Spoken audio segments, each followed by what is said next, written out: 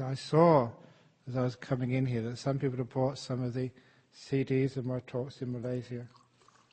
And I had Ajahn Brahm's best talks or whatever, about 31 of them. You can get these compilations with 100, 200 talks from the internet. And so it's very difficult. Everything which I can possibly talk about, I've talked about. But this evening, I found something different to talk about. Because just as a joke, as I was coming in here, I said, somebody asked me what you talking about, and I said I didn't know. And so the idea came into my mind. This evening I'll give a talk about coffins. So this evening's talk will be about Buddhism and coffins. And I've never talked about that before. So before you get out the door and think, this is really crazy, I'm spending my Friday night listening to a weird monk talking about coffins.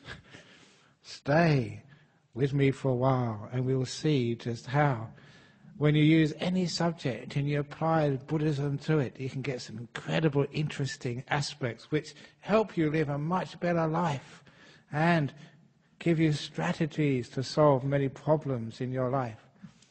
And the reason why I give talks like this is because, yes, I do like weirdness. And I do like investigating.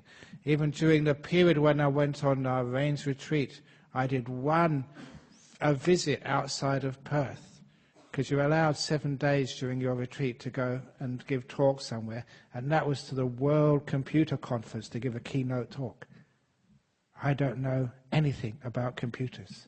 But I gave a keynote at the World Computer Conference. And why did I do that? Because it was weird.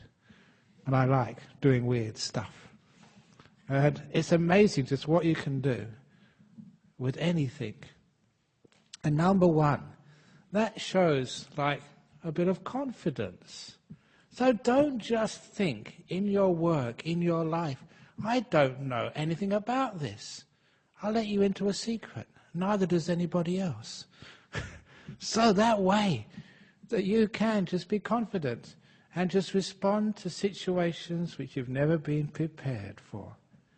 You know, a lot of people fail to be successful and happy in life just because of fear. The fear of failure, of the fear of messing up. And as for me, I'm not afraid. I've just got nothing to lose. When I started teaching many years ago, I thought, well, if I give good talks and people like it, that's wonderful. I can actually serve and make people happy. But if I'm a terrible speaker and people just walk out the door, that's even better. And I can become a hermit. I always wanted to become a hermit, but people don't let me. I remember once just going into, I found this beautiful monastery in the north of Thailand. And, you know, unfortunately, whenever we have these monasteries, we have all these ceremonies and celebrations, like, you know, the Katina celebrations, Dhammasara tomorrow, and Bodhinyana Monastery, or the Jhana Grove Retreat Centre tomorrow. And all these celebrations, and monks are there just to like peace and quiet. They like stillness. They don't like all these people. It just really gets into our head and really stirs us up. But nevertheless, it's a nice thing to be able to give and share. So share all our peace which we've generated over the 3 months meditating in our monasteries, to share it for you and blow the whole lot on one day of celebration. But it's good fun anyway. But anyway, I was in this monastery in the north of Thailand. I was having a really nice meditation, and there was a ceremony on. I think it was actually Wesak Day. You know, Wesak, the big celebration the birth, enlightenment, and passing away of the Buddha. But I was at that ceremony, and I was the only Western monk there. All the rest were Thais, because in those days there weren't many sort of foreign monks in Thailand, and I was one of them, and I could speak Thai at that time. So when people found out there was a Western monk and he could speak Thai, look, they've been talking to the Thai monks just for years and years and years, and they're bored stiff with that. And when these Thai monks gave the sermon, they were bored stiff with that as well. So they came and saw me, you know, instead of listening to the sermons all day. And they came up to me and said, well, why did you become a monk? You know, you're a Westerner. And they were really interested why I became a monk. And they wondered, you know, what did your parents do, you know, for a living? You know, and what town did you come from? And how many brothers and sisters have you got? And I thought, well, what's that got to do, with Buddhism or Dharma? But they were more interested in me. They don't mind. You're kind as a monk. So the first couple of people who came up to tell me that, I didn't mind. When it came about the 20th person who came up and said, why do you become a monk? How many brothers and sisters have you got? What country do you come from? I got very fed up. So what I did, in a gap, one person or the 20th person left me alone. Then I ran off. I got into my hut very quickly. And I took a water bottle, a mat, and a flashlight. And I sneaked into one of the caves. Because in that area there's very beautiful deep caves, which are wonderful for meditating. And of course I'd explored those caves before. So I went into one of the deepest of those caves. Now it was maybe about 200 meters deep. You had to climb up a rickety ladder and go left this way and right that way, and you went right to the very end of this chamber. Zigzag all over the place. And in the end of the chamber, I could sit down and have some peace at last. Oh, it was just so nice in there. I sat down, turned off the flashlight, and started meditating. I'd escaped. But only for about 5 minutes. Because then I heard this sound. And the sound was getting louder and louder and louder. So I opened my eyes. And just at the last bend of the cave, I saw a light at the end of the wall, getting brighter and brighter and brighter. And I realized what was happening.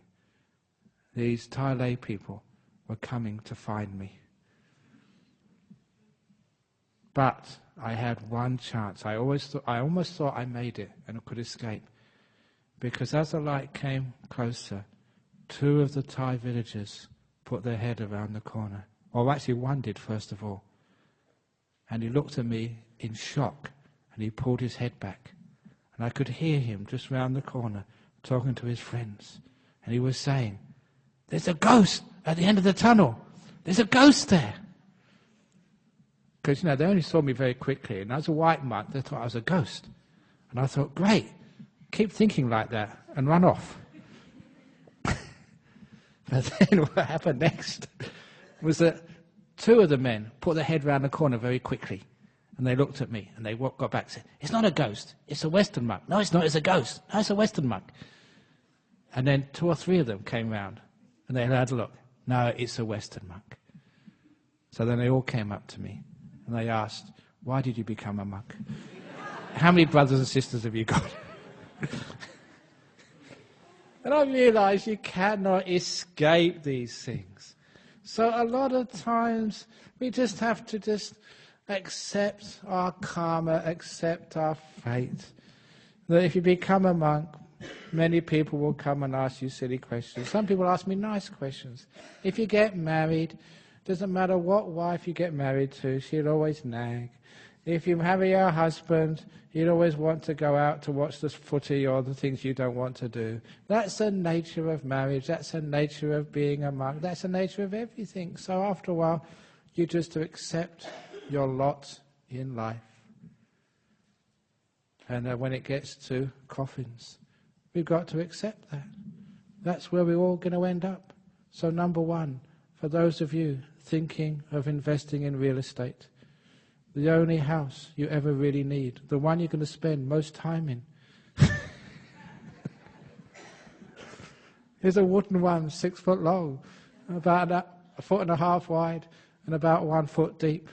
It's your coffin. So everything else, when you worry about the property market in Perth because you want to invest, forget about that. The only market which really is important to you is the coffin market. And isn't it wonderful? It doesn't matter if you're a rich person or a poor person. You all end up in a box. And it's all about the same time. All these very, very wealthy people like Twiggy Forrest, he doesn't have like a multi-story coffin when he dies. With a jacuzzi and a bar and a family room. So we have the same. So that's one of the nice things, that all the differences between people. Why do we think that some people are smart and some people are stupid, some people are rich and some people are poor, some people are clever and some people are not, some people are famous? We all end up in the same place, and isn't that nice? We begin with nothing, just coming out of our mother's womb, just bare with nothing at all. And we end up with nothing. So all this idea of acquisitiveness, of getting things, after a while, that's all we have left. The same coffin, no matter how rich or poor we are. And to me that's quite nice. It's like an equalizer, which means all of our pride and conceit to thinking I am better than others, I have made it in life, I have got the big house by the river, I've got the Ferrari car. You cannot fit that into your coffin. Have you seen how big a Ferrari is? You cannot get that into the grave, although some people have tried. I went to one funeral once. And people made this coffin because sometimes, this was Chinese people, be careful. We always want to do the very, very, very best, for our loved ones, for our father or our mother or something. And so they got the most expensive coffin in the catalogue. And it had all these knobs on the outside, and so many that when they were lowering it into the grave wasn't wide enough. It got stuck. And that was really funny because the poor old, those of you who've been to funerals, you see the funeral directors lowering it in, and they couldn't lower it any further. It was stuck. So they tried to pull it up, and they couldn't put it up either. It was stuck halfway. That was one of the most memorable funerals I went to. And why did it get stuck? Because it's too bloody big. They put too much stuff on it. Look, you can't take it with you. It's so simple coffin. Just the bugs are going to eat it, that's all. So what's the wasting all this stuff for? But, I was very, very compassionate why. So usually when they lower the coffin in a Buddhist funeral, we do some chanting. We do that chanting, just give the people to something to think about, listen to, instead of worrying about they're taking my granddad away or something, so they don't cry. So they were lowering it, and I was chanting, and I was chanting, and I was chanting. It is only one chant we usually do, the Metta Sutra, and it only lasts about 3 minutes. I went to about 6 or 7 times. So the people were trying to put it up, and I was so pleased they managed to actually drag it out, so I could stop my chanting. I was getting hoarse. So, the moral of that story, why do you want big coffins for? It's just conceit, that's all. And this pride. Even when you have a big house, as I keep on saying here, look, how many rooms can you live in one go? And when you have these enormous houses like I see being built these days, you know what's happening? It's every person in that house has their own room. Your daughter has one room, your son has another room, your wife goes in one room, you go in another room. Where the heck is the family? When I grew up, because my father was poor, I often say we were so poor we weren't afraid of burglars. We'd leave the door open sometimes, hoping a burglar would come in, take pity on us, and leave something. But anyway, it was just a small council house. About, how many rooms were there? 2 bedrooms, 1 dining room and a tiny kitchen, and that was it. But that was a lovely home to grow up in, because you had to share a room with my brother. Now, like 2 males, we'll always fight. Because, I've seen in the monasteries, you go down Dharmasara, you go to Serpentine, now is the time the joeys come out of the pouch. And these little animals, even the baby kangaroos, you can see them fighting together. It's sort of playing, but I'm sure there's a lot of jealousy there as well. And that's what it is like growing up. Your jealousy, your brother and me fighting. I don't know what we were fighting for. We used to fight. But we were in the same room together. So we had to learn how to get on. And I often think it would be wonderful. It would have been wonderful if Osama bin Laden and George Bush, W. Bush, if they'd have grown up in the same bedroom together. So, get all their fighting out of the way and learn how to love one another. Because we were in a small house, living together, we actually learn how to cooperate and how to live in harmony, even though we had different ideas. And that meant small houses are where you learn how to love and have cooperation and live in harmony with other people, because there's no place to run away to. Unfortunately now in our big houses, there's so many places you can go when you're fed up. You had an argument with your wife, go into another room. And I had a run-in with your dad, and you can just go and hide in your room. Because we're not close together, we lose those wonderful social skills, which what a family was all about in the old days. Closeness, being close together. So, big houses, they cost a lot of money. You go into great debt. You have to work your butt off to pay your mortgage. And you're always worrying whether the interest rate is going to rise, because that really affects your finances. And look, you don't really need that. So small is beautiful. And anyway, you only need that 6 foot long, 1.5 feet wide in the end. So don't be conceited, and don't measure your happiness by the size of your house or how big the car is. To me, that's being stupid. Wise people have small houses, really nice families. They're together, squashed together, and that's wonderful. And they can even, as I went to a funeral a week ago, and all the people in the eulogy, they kept on saying how wonderful it is that their father insisted the whole family had dinner every night together. And he wouldn't take any no for an answer. We always have dinner together. And that was a fact. And he kept that so strictly.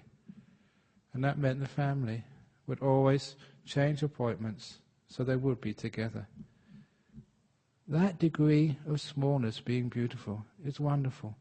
And the only reason why we don't have these small houses today, because we feel we've got to show off to our friends and to our neighbours. We're getting somewhere in life. Look at my house, look at the suburb, we're going big, wonderful.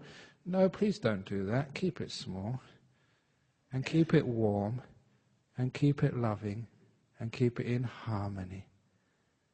Even in this life, you shouldn't really be measured by how big your dwelling is.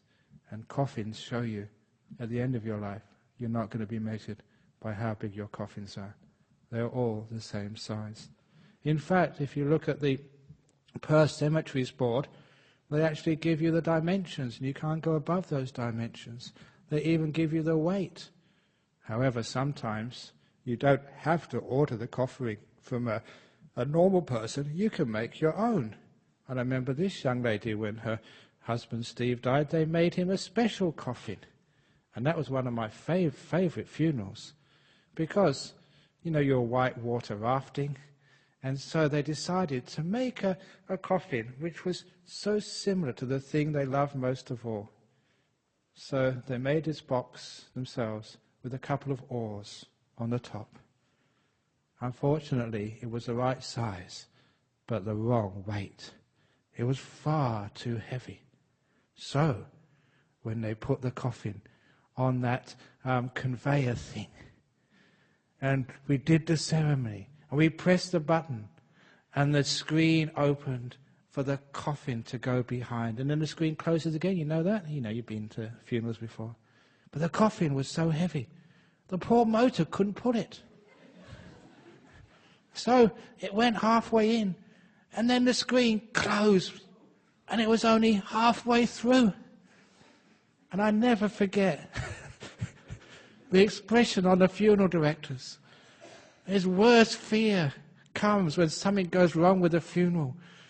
Because, you've got people's loved ones. You've got their emotions in your hands, and you stuff up.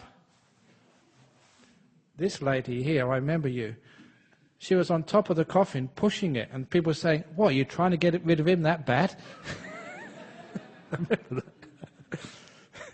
And then someone else joked, "Yeah, just like Steve," because one of his old friends, he said, the first day he got his car, he crashed that. And now the first day he's in his coffin, he crashes his coffin. And that made just the whole ceremony a beautiful ceremony of laughter, of fun, of remembering what Steve would have really loved. People to enjoy his life. And to laugh and have fun and remember the sort of things which he would approve of. The coffin which got stuck funeral, I always remember that. Now, the reason I say this, and the reason why I'm bringing these things up, is because we can take these coffins which has negative associations for us.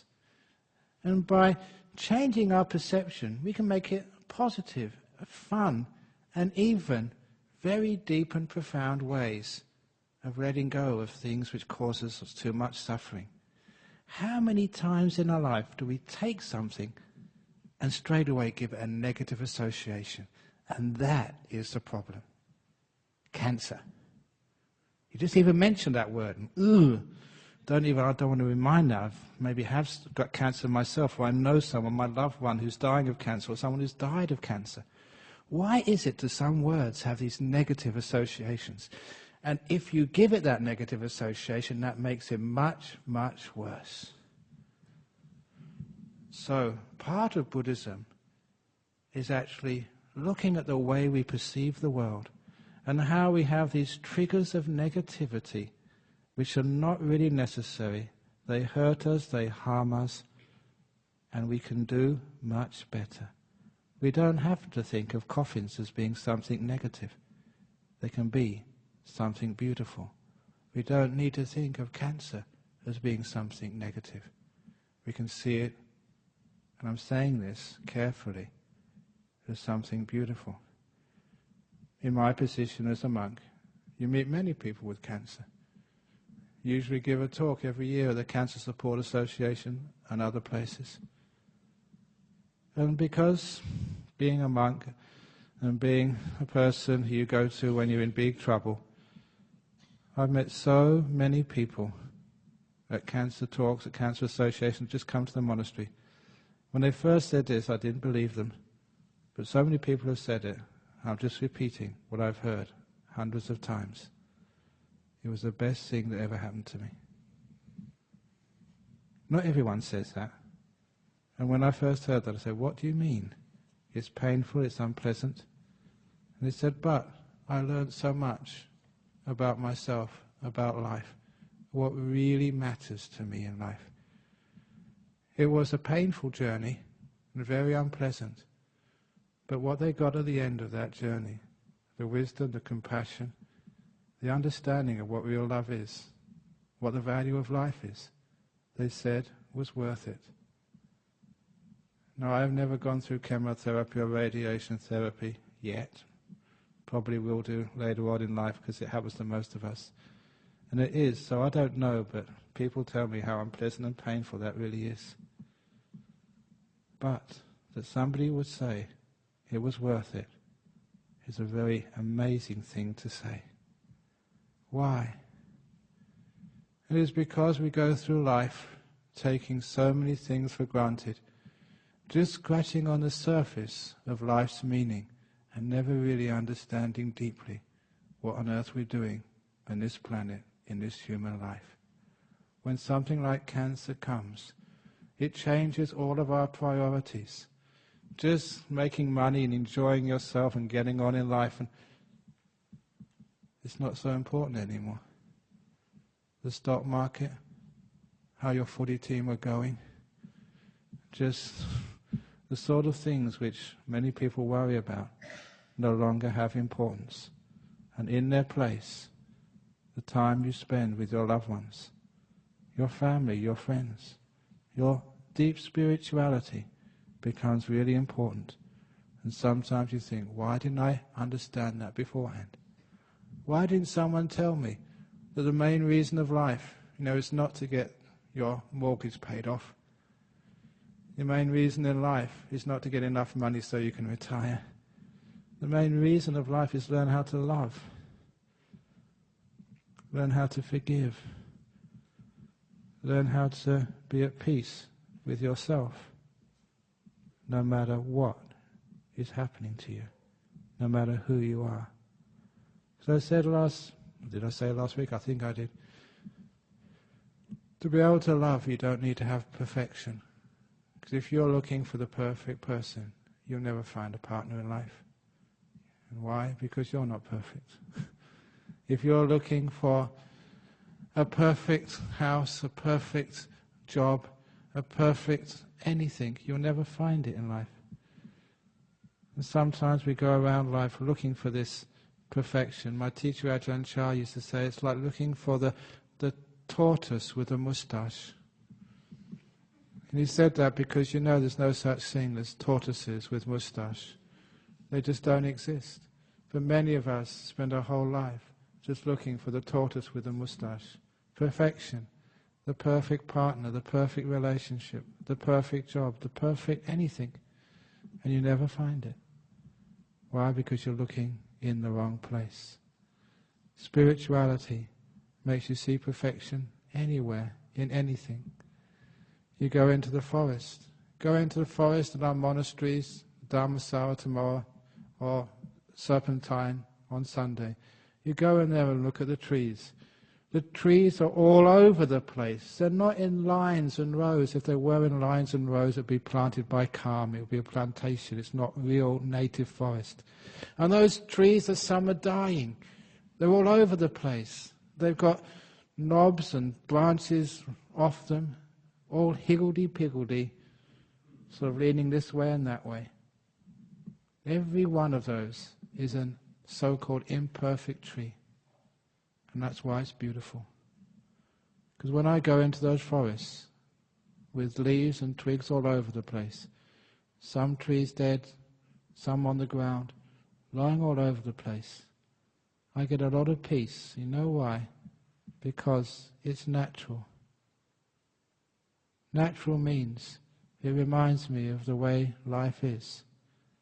And that all my trying to straighten up the trees, to fix up the broken branches, and to make all these trees perfectly straight, with perfect branches and perfect leaves, all in the right dimensions and spacings, is a total waste of time.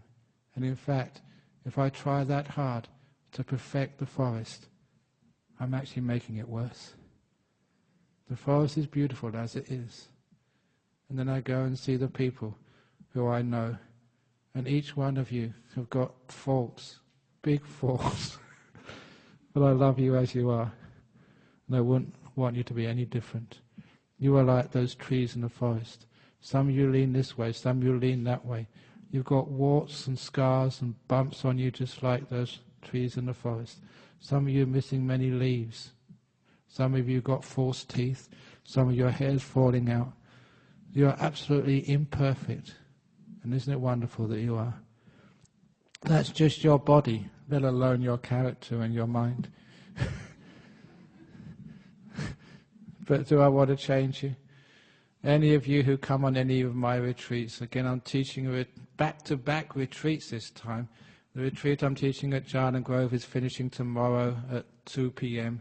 And then we have a Katina tomorrow. Next Friday, another retreat I'm teaching, back-to-back retreats. And those retreats have to deal with people at all different stages of their meditation.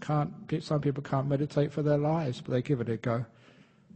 But nevertheless, they come into the interviews and they say, oh, I just can't even watch my breath for a second. I've been sleeping all the time. Actually, they said I went into the kitchen and I got myself a sandwich. I know I'm breaking the rules. It was in the afternoon. I'm not supposed to do this. I'm hopeless.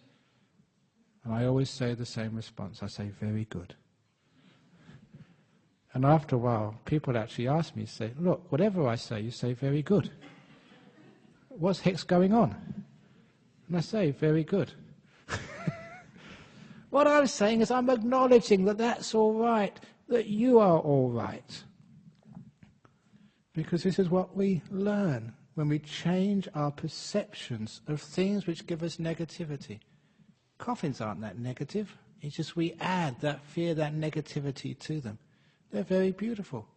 I don't know if you've seen these amazing coffins. They're made out of jarrah wood and they're polished and they look sort of wonderful. It is the most beautiful piece of cabinet work you probably will ever, especially get to lie in.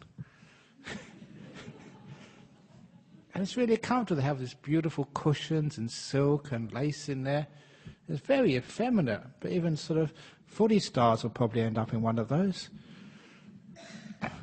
So there you are. It's this beautiful thing, but we give it a negative connotation. There you are, your faults in life, your idiosyncrasies, the things which you do which you are ashamed of, you wish you didn't do. No, change your attitude. And instead of looking at them as faults, we look upon them as features. As I said, if you look at the night sky, up in Serpentine, we're on the top of the scarp, so we see some beautiful sunsets up from our monastery, and also from the Jhana Grove, the meditation centre there. It actually looks out over to the valley, and you can see the sort of the ocean and the sunsets there. It's gorgeous.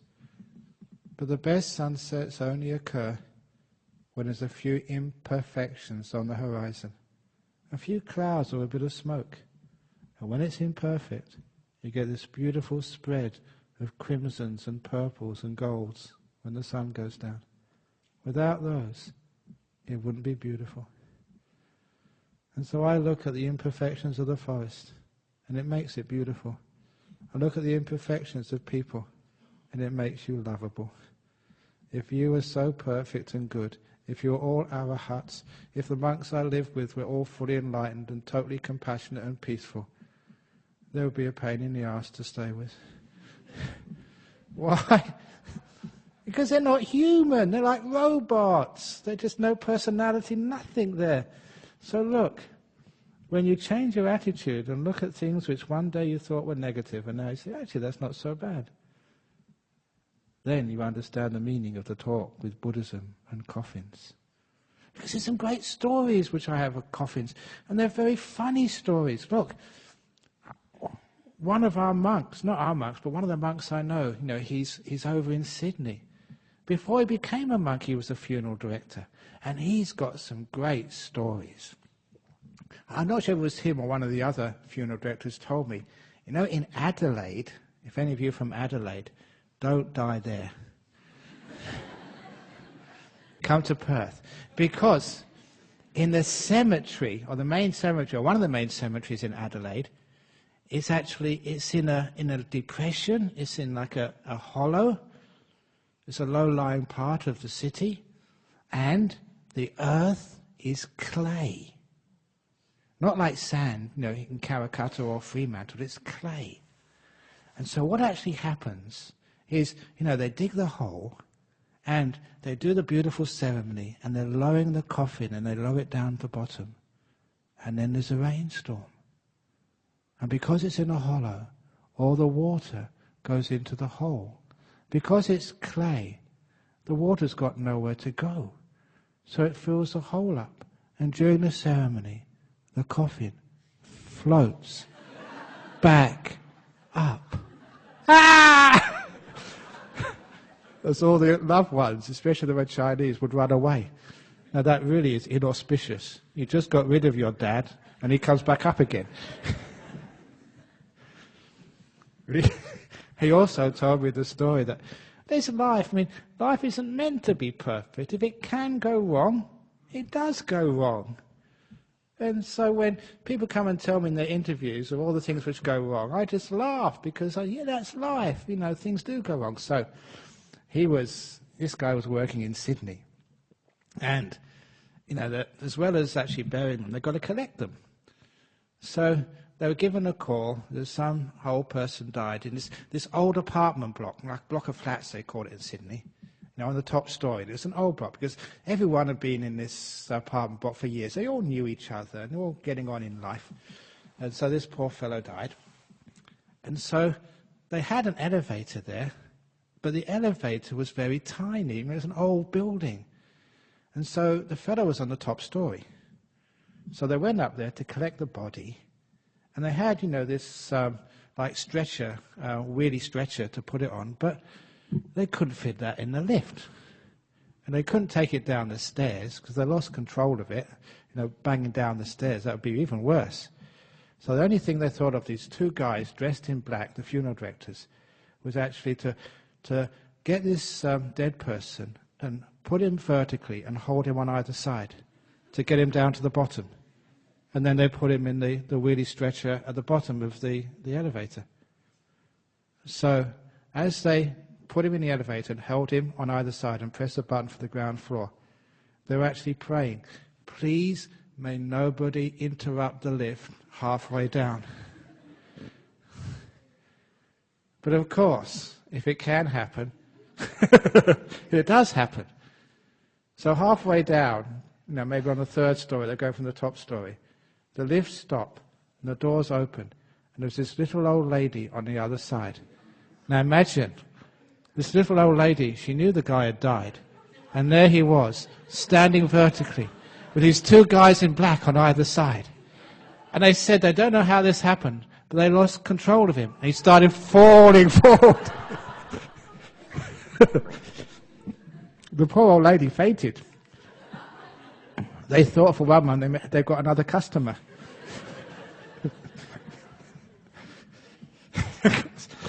They did the only thing they could do.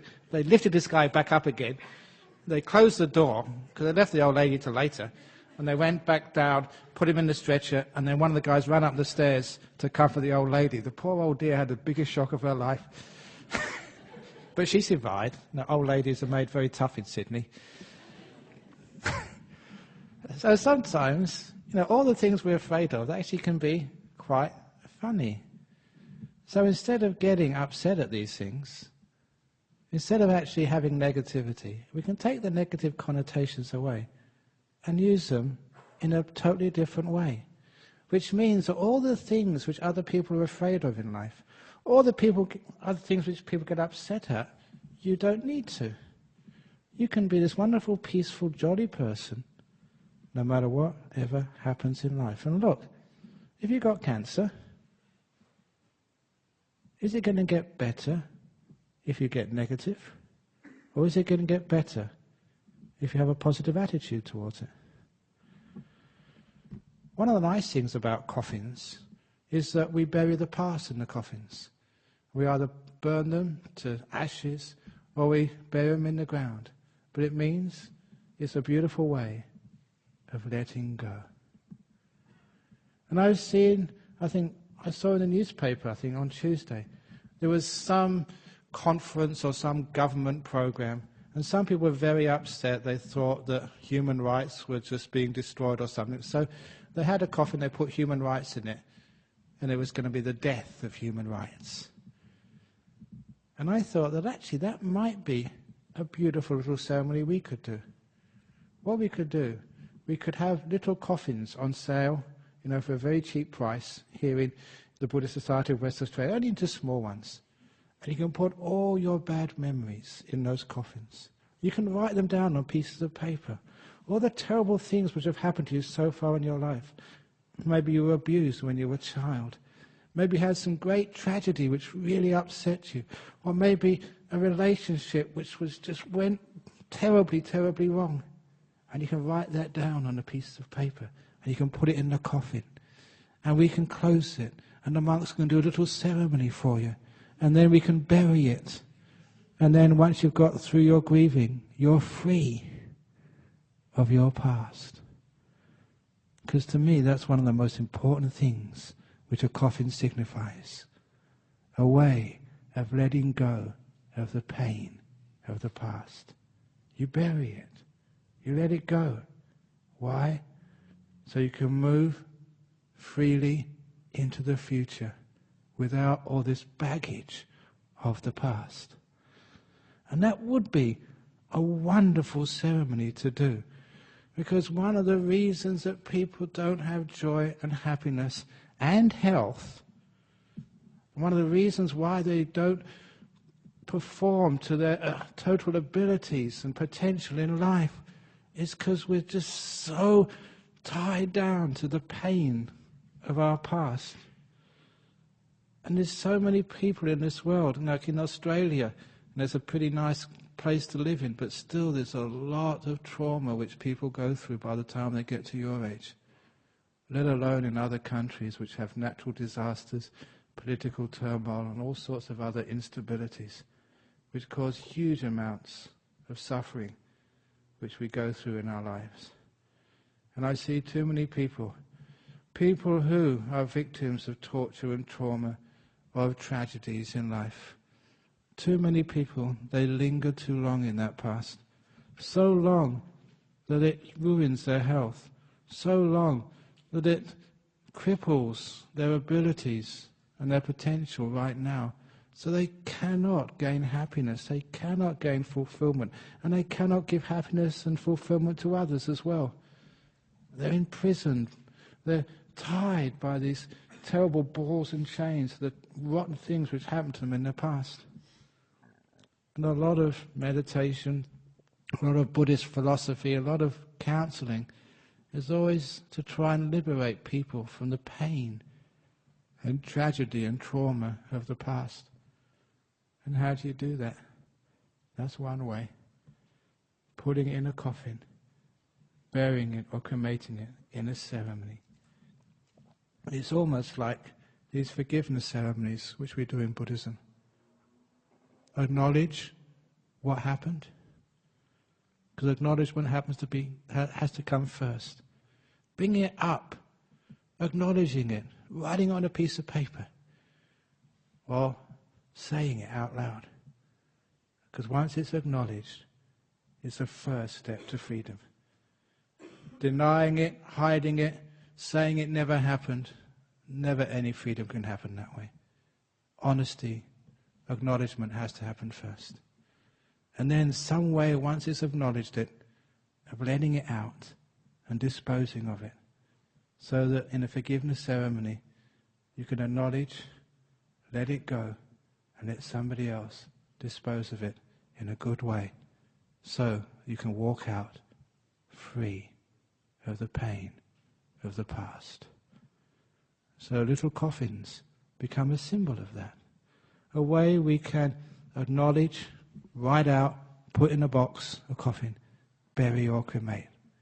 So you've done it. It's dealt with. And now you can be free. In the same way, it may be your father, your mother, your son, your daughter, your husband or whatever. You don't keep the corpse in the house for the next 20 or 30 years. You dispose of it in a beautiful way. You let go and move on. Because when I die, I don't want people to mourn me. I don't want to cause any of you more suffering. I've caused you enough suffering already with all these terrible jokes which I've said. Which reminds me of tonight's joke. I hope I haven't said this before. I tried it out on one of our visitors, and it's the coffin joke. There's this one guy, one day, he went to the temple, and after the talk, he walked home. But the walk home was past the cemetery. I don't know why this is so, but I remember even in London where I grew up, the street lighting is always darker past the cemeteries. They don't have so many lampposts. I don't know why. So when you go past the cemeteries, you always go into more darkness. And it's spooky. And it's scary. And as this man was walking past the cemetery, he got quite scared. He felt there was bad energy there. He got halfway. Nothing had happened, so he thought it was going to be all right. 3/4 of the way, it was fine. He was just imagining these things. But just before he got fully past the cemetery, he could hear something following him behind. Now, if ever that happened to you, you don't want to look behind, do you? You imagine it's just not there. You just carry on walking, but your heart bump, bump, bump, boom, boom, boom. And as he was walking, thinking this was just an imagination, he could hear it more clearly. Because once you're scared, actually your senses get more acute. It was actually something following him. And so he started to walk faster. And the thing following him also walked faster. He listened to it and he realized it's not a human. He knows the sound of steps. This wasn't steps. This was something going bump, bump, bump, bump after him. So he really started walking very fast, and he heard this thing behind him, bump, bump, bump, bump, keeping up with him. Even though he didn't want to look behind, he had to. And as he looked behind, his heart almost stopped. It wasn't a person. It wasn't a ghost. It was a coffin. A vertical box with earth on it, spider webs which had somehow got out of the grave at the cemetery and was following him.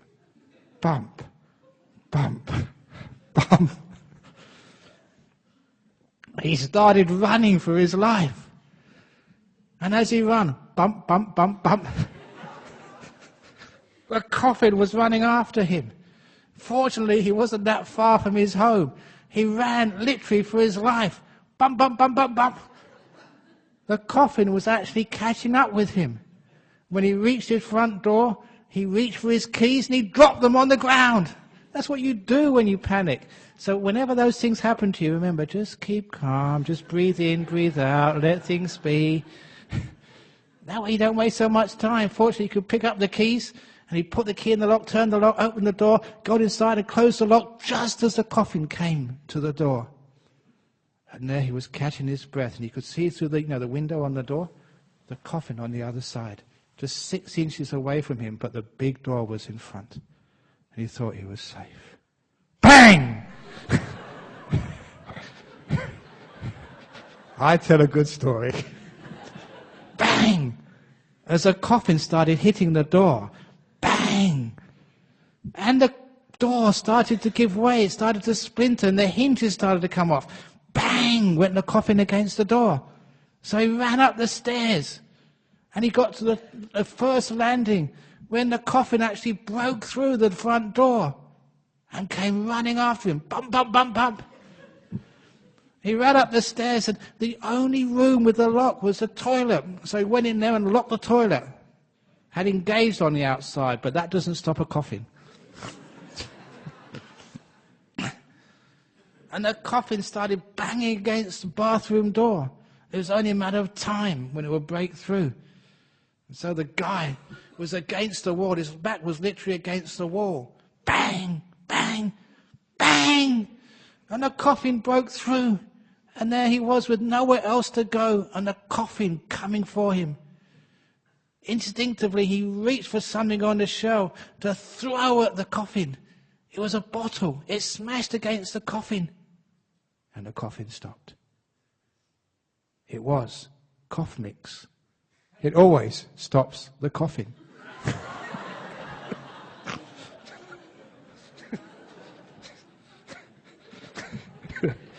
That is a terrible joke. Many of you have heard it before, but you haven't heard me tell it.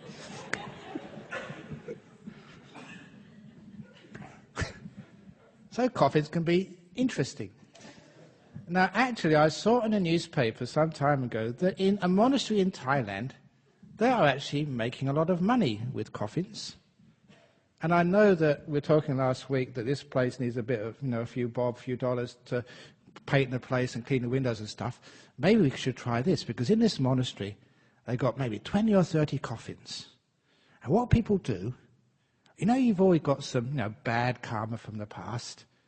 Things you've done which you feel guilty about, or, rotten memories and sort of stuff which, you shouldn't have done, but you did do. And sometimes, how can we sort of get rid of that? How can we let all this pain and trouble, and sometimes, you did it, how can you let all of this go so that we can actually be free again, wipe the slate clean, so we can live a good life again? So what they do, they have this coffin ceremony. So as you pay a few dollars to the temple, and you lay in the coffin, and they close the lid, and the monks do some chanting, the same chanting as if you really were dead. So actually, you imagine you're dying, imagine you are dead. And then the monks do some other chanting to bring you back to life again. And after that chanting, they open up the lid, and you're alive again. It's like you've been reincarnated. It's only a ceremony. You don't really die, but they just pretend.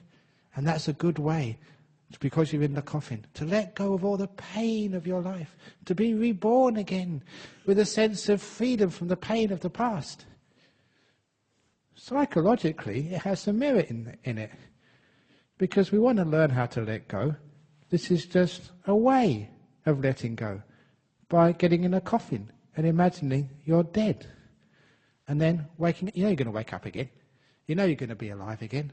So it's like a rebirth, another chance. Just like you, many people, they redo their marriage vows every now and again. Married for so long, let's redo the vows again. And they do a ceremony. It's like being reborn again. But you haven't really sort of got divorced yet when you just redo your marriage vows.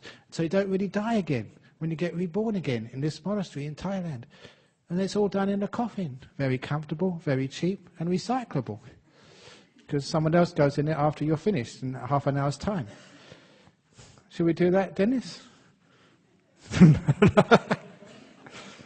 People are probably scared stiff of going in a coffin. Why are you scared of going in a coffin? Have you ever tried them? They're actually very comfortable. Look, before you actually buy a car, you go in a few cars first of all to try to find out the model you want. Before you die, try a few coffins to find which one you want when you die. Actually, that happened here. Is he here today? No, I can't see him, Rodney. But, he actually made a coffin for the monks once, so that we can actually try it out. We can actually sleep in it at night to do the death contemplations, realize, look, you're going to die one day. This is what it's going to be like. So let go of all of your craving, all of your desires, and all of your ill will and stuff like that, because when you know you're going to die, why are you worrying about all this stuff for? It doesn't matter. So one of our monks, it was Ajahn Brahmavamso, he got in there first of all. He decided he would have the first night in the coffin. It almost killed him. Literally. Because Rodney made this coffin of this, particle board, with all these chemicals in it. It's all this glue stuff in the particle board, new particle board. It wasn't sort of sealed or anything. So when he got it and closed the lid and went to sleep, he was hallucinating. I think he enjoyed that. No, I think it gave him a headache. Because, we monks, we just don't, we live a boring life, no TVs, no movies, so a bit of hallucination is a bit of fun. And we realised it was actually the glue and the chemicals in the particle board, because it was in an enclosed place, with a lid on the top, and he realised that. So, we decided we won't let any other monks sort of stay in there. So, but if it's a real coffin, not sort of, a homemade one, maybe it might work. Maybe it just might sort of bring you back to what the real meaning of life is. Because that's what, noticing your impermanence, your death, noticing it's not always going to be here. Look, if you know you weren't always going to be here, and all your loved ones weren't going to be here, how would you treat them? And how would you treat yourself? It's a wonderful, many sort of wise people say, you should live every day as if this was the last day of your life. In other words, live life to the max, to the full. Because if you do that, one day when you do die, one day it's going to be your last day. And then you die with a smile on your face. You live life to the max. Because when you live life like it's going to be your last day, priorities totally change. Finishing off the work is not as important as playing with your child. Doing all this other stuff is not as important, as being with your partner, spending time with them. Thinking we haven't got time to go on the holiday. But when are you going to find the time? What's really important in life? You know that when it's your last day on this earth. So live every day as if it's your last day. That's why one of my favourite sayings, and I repeat that here, and somebody actually told me that it's just the same father who would actually have the dinner with his kids every night. He was a very workaholic father, and he was one of the people who said, don't put off today, don't put off until tomorrow what you can do today. And I think that's a terrible saying, personally, because that means we become workaholics. We're always doing things. We never rest. So my saying is, never do today what you can put off until tomorrow. Because you might die tonight. I had to end because you might die tonight. So you get all of the washing done, you get all the cleaning done, you get everything done. And what's the point? You're going to die tonight. And you really regret that. What did I mess around and spoil my night getting everything ready for tomorrow morning when tomorrow never came? So to me, I always remember, Ajahn Brahm, never do today what you can put off until tomorrow, because I might die tonight. So I live day by day. I actually live like that, and sometimes people say, what are you doing tomorrow? I say, I really don't know. Even my itinerary, what I'm going to do next. That's Ming. She's in the back somewhere. She was selling these amazing calendars at the shop over there, raising funds for the Buddhist Society. So even though you might die tonight and you might not use that calendar, still you need to make the merit and look after our place. So please buy those calendars. Only $11. Very good merit. And again, like last week, if you really want to, I can bless your calendars to make your next year doubly auspicious. Anything to sell those blooming things. But anyway, and to raise money for our centre here. But anyway, where was I going? I forgot. I'm getting old now. Anyway, what was I saying? I forgot. Where was I? You don't know either. He's getting old as well. Our whole committee's getting old.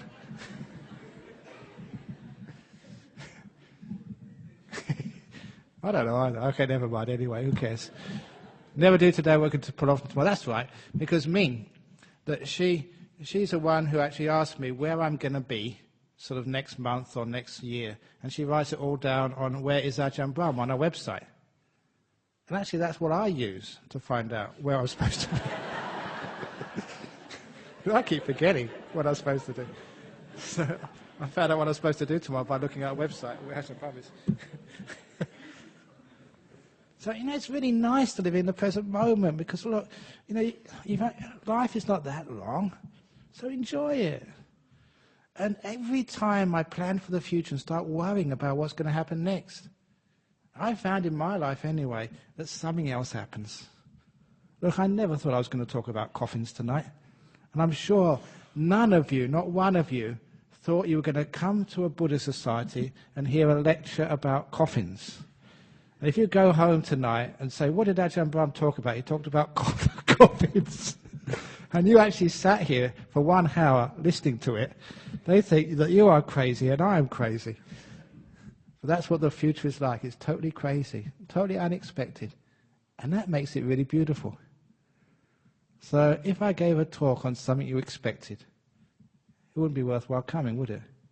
If it was a talk on some Buddhist philosophy which you could read in a book, what's the point? So this evening I've given a talk about coffins and their relevance to life, not to relevance to death. What I've done here is say that whatever there is in life, you can always make use of it, anything, to be better human beings, to really understand life more and understand yourself more, and to be able to love what other people find they fear. So where other people find fear, you find wisdom, love, compassion, and laughter. That means you're free. That means you're a special being. Not like other beings in this planet who always mention coffin, they get upset. Don't talk about that. They mention cancer, just no, I don't want to hear it. They mention all this negative stuff which is real in the world. They don't face it. Instead, we face it. We understand it. We learn from it. We can even love it. Loving doesn't mean we like it. Loving is opening the door of your heart to everything. This is life. You can always find a beautiful perception about anything. So that's the talk this evening. Coffins.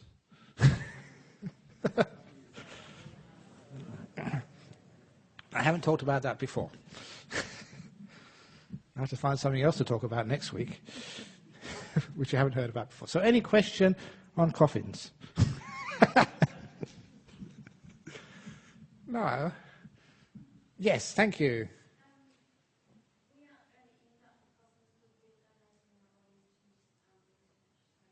You're donating your body to research. Have you checked with the scientists yet whether they really want to research you?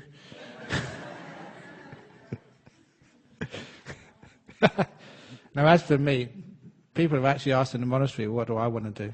Do you want to get cremated or do you want to get buried? As for me, the yellow recycling bin. At monastery every Friday, very easy, put yourself in a black bag, in a recycling bin. No one will know. They don't check what's inside the bin. It gets in these automatic lifters and it goes in the back and it gets recycled, which is wonderful. So number one, it doesn't cost any money. Number two, it's recycling, so it goes back to nature. And you don't get all these people crying about you or saying all these things about you. It's just really quick and easy. So that's me, yellow recycling bin. Will you let me do that? Anyway, that's true. You can donate it to science. I donate it to the recycling waste facility. Because that's not you, that's just your body. It's just your old car, the driver goes somewhere else. But that's another talk. Okay, so thank you all for listening and putting up with the coffin talk. And I do apologise for the coffin joke, but I thought it was funny.